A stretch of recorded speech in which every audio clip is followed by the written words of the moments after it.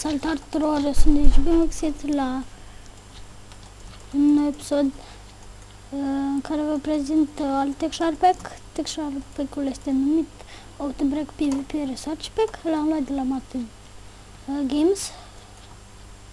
Începem cu săbiile și arcul, finiseul, fishing rod-ul. Fishing rod-ul se pare super și are chestia asta de real, genial.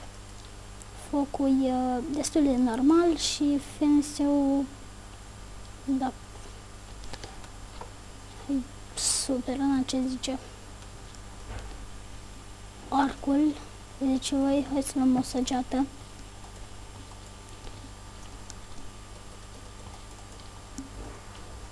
Și particulele.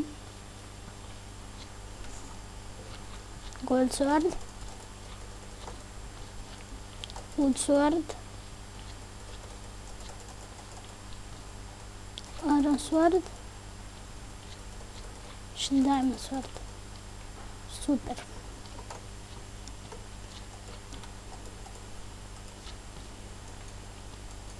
Să vedem string, hair, string și speed. Să luăm astea,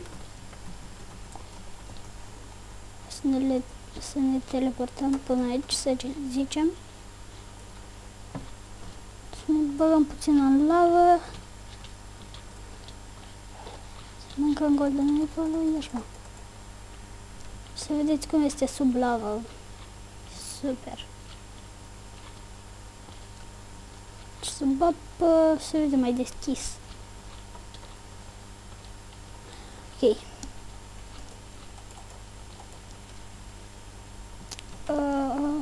Game așa. Și toporul de lemn. Genial, fratele meu, genial. Gold, wood, stone, diamond. Acest texture pack va merge lăsat.